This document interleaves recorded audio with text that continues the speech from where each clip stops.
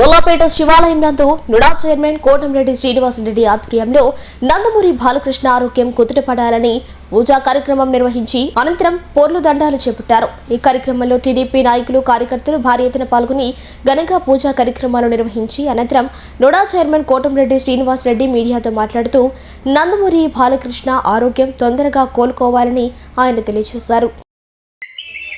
ఓలాపేట శివాలయం నందు NUDA chairman Kotamreddy Srinivasa Reddy ఆధ్వర్యంలో నందమూరి బాలకృష్ణ ఆరోగ్యం కుదుటపడాలని పూజా కార్యక్రమం నిర్వహించి అనంతరం పోర్లు దండాలు చేపట్టారు. ఈ కార్యక్రమంలో టీడీపీ నాయకులు కార్యకర్తలు భారీ ఎత్తున పాల్గొని ఘనంగా పూజా కార్యక్రమాలు నిర్వహించి అనంతరం నుడా చైర్మన్ కోటంరెడ్డి శ్రీనివాసరెడ్డి మీడియాతో మాట్లాడుతూ నందమూరి బాలకృష్ణ ఆరోగ్యం తొందరగా కోలుకోవాలని ఆయన తెలియజేశారు.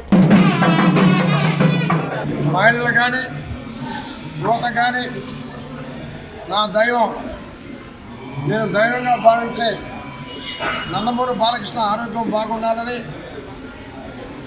ఆ దేవదేవుడు మహానుభావుడు మూలపేట స్థానిక మూలస్వామి శివాలయానికి రావడం, ఆ శివాలయంలో చుట్టూరు బుర్రదండాలు పెట్టడం, ఆ మహానుభావుడి ఆరోగ్యం కోరుకోవాలని ఇంతమంది ఆకాంక్షిస్తే నిజంగా ఆయన దైవ స్వరూపుడుగా ఏమవుతాడు.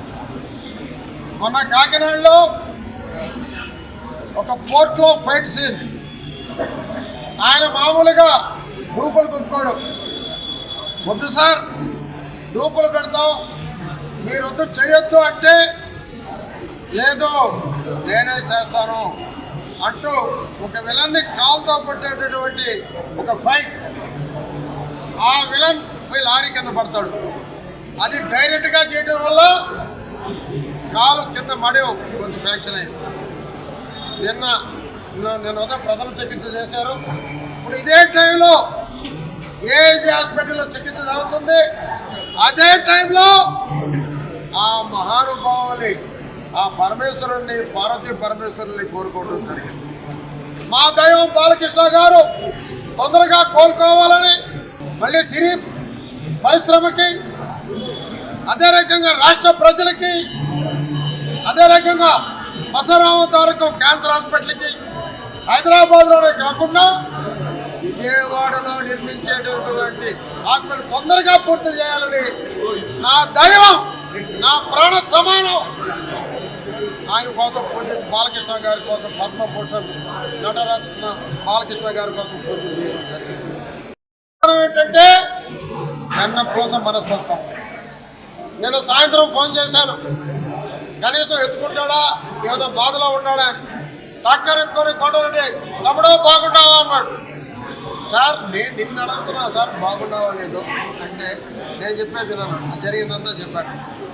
అవతలనే మాడితో మా మిస్సెస్ మాట్లాడితే పిల్లలు బాగున్నారా, అమెరికాలో బాగున్నారా, పాప బాగుందా, సార్ మీరు చెప్పండి, నేను బాగున్నాను వాళ్ళు బాగున్నారు, మీరు బాగుంటే మేము బాగుంటాం సార్ అంటే తను అంతలా బాధలో ఉన్నా మన బాగోగులు అడిగాడంటే అందుకే ఆయన దైవ స్వరూపుడు అయ్యాడని చెప్పి తెలియజేస్తుంది.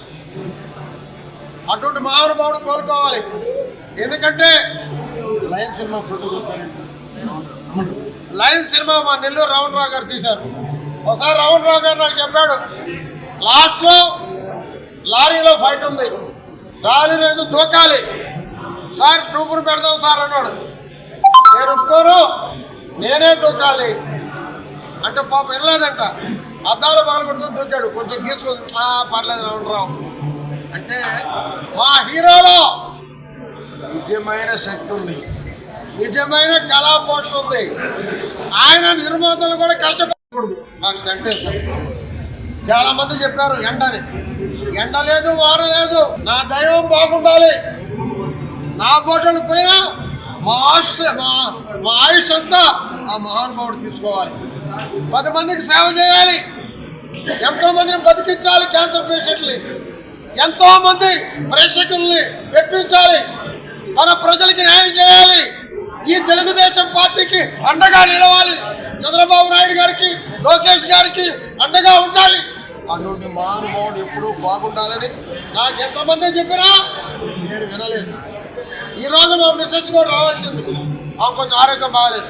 ఆమె అడిగింది వచ్చేటప్పుడు పొర్లుదండాల కార్యక్రమం ఉందా అని నేను ఆవిడ కూడా చెప్పలేదు.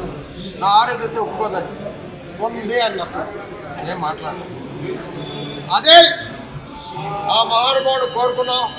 నిజంగా ఇప్పుడే చంద్రశేఖర్ జరుగుతుంది, కరెక్టానే చేసాం, తప్పకుండా కోలుకుంటాడు. ఆ పరమేశ్వరుని ఆశీస్సులు ఉన్నాయి. నా దేవుడు అతి త్వరలో తిరిగి షూటింగ్లో పాల్గొంటాడు. క్యాన్సర్ హాస్పిటల్కి హైదరాబాద్ డెవలప్కి ఉపయోగపడతాడు. మరో విజయవాడ కట్టే క్యాన్సర్ హాస్పిటల్కి త్వరగా చేయబోతాడు. ఈ సినిమా తొందరగా పూర్తయిపోతుంది. ఈ మహానుభావుడు బాగుండాలని శతకోటి దండాల దేవుడు కోరుకుంటున్నాను. ఎప్పటికీ ఈ జీవితం కట్టి కాలే వరకు ఆయనకి విశ్వాస పాత్రుడుగా ఆయనతోటే ఉంటారని